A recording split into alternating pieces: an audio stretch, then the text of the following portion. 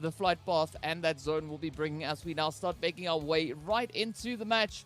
And it is all now down to what the teams are going to be bringing in. Absolutely. And I mean, looking at this for a first zone in our final weekend on Sandhawk, I don't think it's too bad. Look, plenty of opportunities here for the teams to get to their favorite spots. And again, I am going to keep an eye out for, maybe some of those hot drops, maybe some of those contention spots that we've been seeing, like Paradise Resort. We know generally is quite crazy for Super Young Stars and virtual gaming. So is that going to happen today? I already see a little bit of a fun time there towards the southern side with what I believe is Masters and maybe Team Umbra. So that's going to be in a bit of an interesting spot. That zone as well is going to provide some opportunities, DK. Yeah, there's nothing wrong with a little bit of an opportunity coming through. Of course, I'm liking the position coming through from this first zone. Once again, showing a little bit of love on towards that northwestern side of the zone. I mean, we've got the trifecta in there. We've got the river, the beautiful waterway. Already quite a substantial amount of reduced playable areas. We can see, that lovely chunk of water being in there. But now it comes down to positioning. We can see already also Triple Esports, Lusail, finding themselves in a potential back and forth over on towards the northwest. But I mean, Paradise, once again, also looking to get off to a beautiful start. And, of course, the viewers can get themselves off to a beautiful start as well with the lucky drop. So you'll see the questions dropping in the live chat, so be sure to answer them. Please be sure to include your player ID. It is going to be important alongside your answer, but give those answers and you could be walking away with a few of those beautiful prizes there. And for the time being now, it is going to be Masters Esports now looking to come in swinging right here on the players of Unique. Already a little bit of a hot drop action coming through here. Angelo doing the most, trying to find those angles, but Chills just very, very barely staying alive with Skirp, trying to hold the line and hopefully add a little bit of that coordination coming on through. Phantom just around the corner, sit down to a sliver of HP and down to the floor they go. Unique now seeming to be the team to pick up the eliminations here, but Angelo still finding angles, looking for more with Ilias. This is not looking too good for either side. I mean, the health bars, they're so low, DK. Yeah, now the pressure is on for Unique to continue to apply the pressure. Of course, Winky now going to try and see if they can find those angles. Scope is down, and with that, down goes Unique. Masters Esports step up, getting the first squad wipe right here on our very first match of the finals. Beautiful way to kick it off. Mental game time and time again, especially for the teams that have had a bit of a rough road getting into, the finals. Hopefully they're riding on that positivity, saying, look, we made it. We... Through the odds, we got ourselves here. So hopefully they're going to be keeping that positivity in their back pockets and holding it, because they're definitely going to need it as they pace themselves through these finals. As we said, a lot more games than what they've been used to over the past couple of weeks that we've seen them perform. So they really need to make sure that they keep that consistency and that they keep themselves in check. We can see here Manuel in the grass snaking around, and Intruders with their rotation coming through. Unfortunately, they rotated to the wrong side here, DK. Yeah, but that was a beautiful ambush coming through from the side of Darkness. We see Manuel now down for the count, but it's so far quite a productive push coming through from Darkness, as they've been able to find a few trades. In fact, 2 players from Intruder is going to be down. Weiss will be leading out all on their lonesome, and now it is up to Hemo to try and survive, as we can see Tornado moment, and the rush is coming through. There we go. Intruder being the second team now having to pack their bags. The team so far. Yeah, it's feeling a lot more structured. You can see the teams are still working on that bait and switch. They're making sure that they're keeping those crossfires in check as they take those engagements, because they do not want to get caught out here, especially on a start like this on Sandhawk. As we said, it's crazy. Everyone is going to know where you're at and looking to get involved. As you can see here with G3 Temper now finding a little bit of success, at least finding one, looking for that confirmation on the knock. But unfortunately, I think the angles are going to be working in favor here for Darkness. So G3 for now, they'll have to settle with a little bit of a tease, I guess, that they've thrown out here. Not quite going to get that confirmation, as we can see some rotations also now starting to make their way into the zone. Opportunity for themselves as they found themselves right up against Darkness. But that is just the beauty of Sandhawk. There's so little space to work with, and it means teams have some huge opportunities to do exactly what Darkness just did. And we might see a few of that still happening, as Paradise still has quite a few teams in contention. Yeah, I mean, Paradise still has a few teams in contention there, as we can see coming through on the map. But I mean, at the end of the day, right, PUBGing is difficult. It's tough going up against these teams in these lobbies, and I gotta commend all these players. They are absolute legends for performing the way they are. They're doing much, much, much better than I could even dream of doing. But now it's down to just utilizing the heck out of those strategies. And G3, as we saw with those shots coming through on towards the players there from It's darkness. just towards the edge of the zone. So some of the teams they'd like a little bit more of a central position to make sure that they've got ample opportunity for rotations. Not that it's as important as you would see on a Miramar or an Orangle because the rotations are a lot shorter. But again, you're also finding yourself some safety from the likes of Master, as an example, who's currently holding the line here on the bridge. As we said, Triple Esports, they've been here. They had stayed on here with intruders early on, and now Myth seems to be taking the position here and taking the role of intruders, as they're also just peeking and prodding for the time being, seeing what they can do in Masters and Blackjack. They found themselves here, DK. Oh, here we go. Thin now, getting ready to move in. We got Lelouch and Angie just quickly trying to get themselves into a secured position. But Zane, the only player for Blackjack, currently positioned up in towards zone. So this is now where Blackjack needs to find a way to get through the obstruction they have in front of them. And that, of course, being the players here from Masters Esports. Let's see whether or not it's going to be a costly engagement, because already Masters sitting on 5 eliminations, but now we have that blue zone also starting to catch up with the teams. That is going to be second phase, so it's not going to be too crazy. It's not going to be doing too much damage, but they still need to be quite cautious as to how they take these engagements. And it's good to see Zane now just coming in to try and reinforce the position of MG and Lelouch here, but still they have to try and prioritize that rotation to get themselves back into the zone. Yeah, look, they're already on a back foot, losing reverb there with that quick shot coming through from Masters.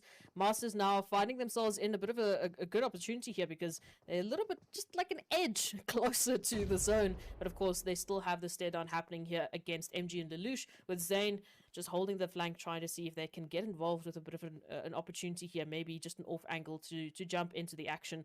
But of course, and Angelo just once again doing something similar to Zane, but in the opposite way, from the zone, just trying to get an angle here.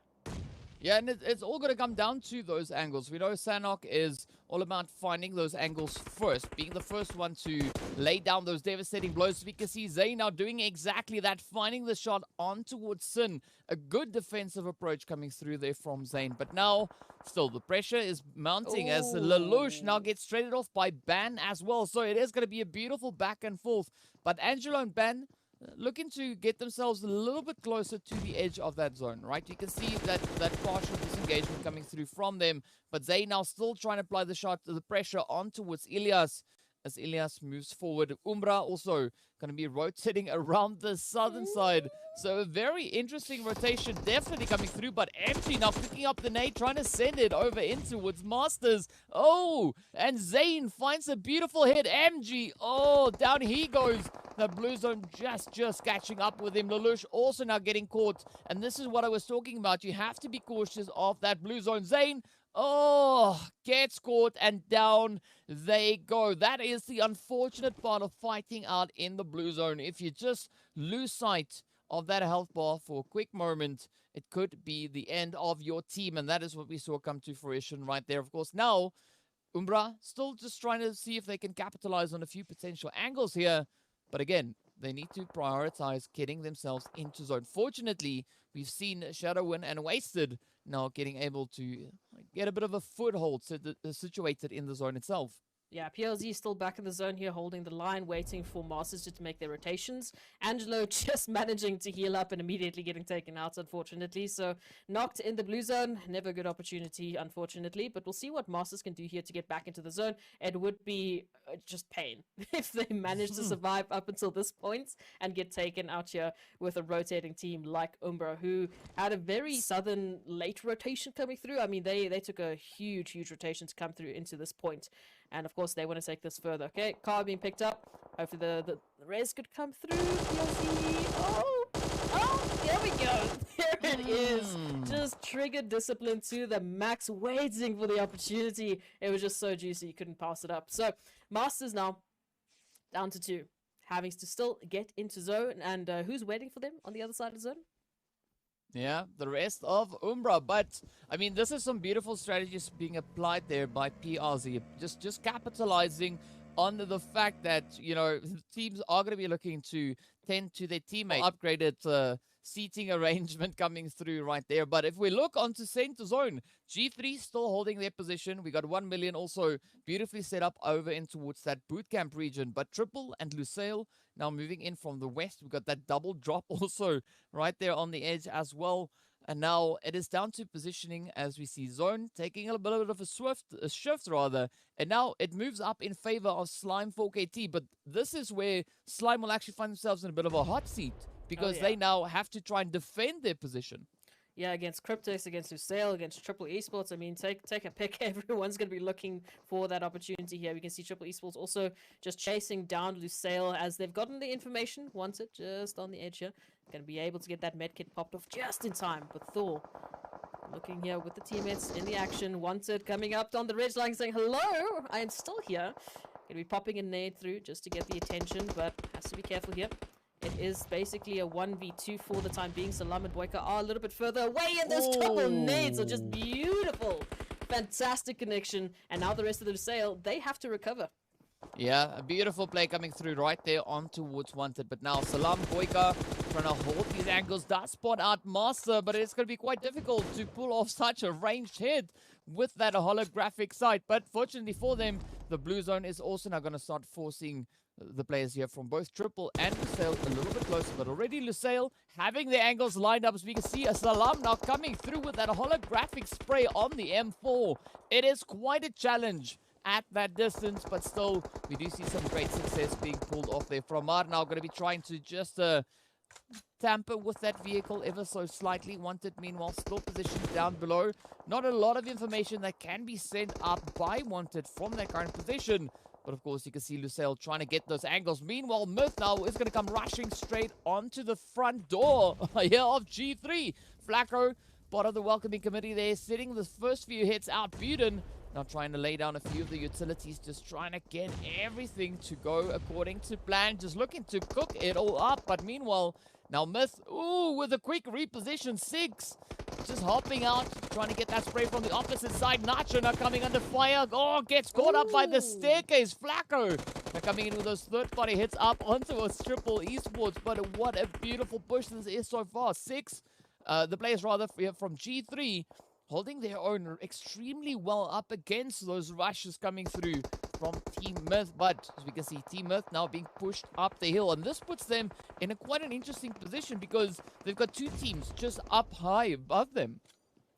Oh, rotations. That's going to come down to the line here as we see they're fighting for this position in zone, but they have to be wary of the teams making rotations in to maybe get a piece of the action as Triple Esports just on the edge of zone get confirmed, and we can see a few more teams lighting up the feed as 1 million even starts to get in. Now already getting themselves into the water, but Zero Tolerance doing a very similar kind of approach here, and this is going to be the first one to get to that coastal line.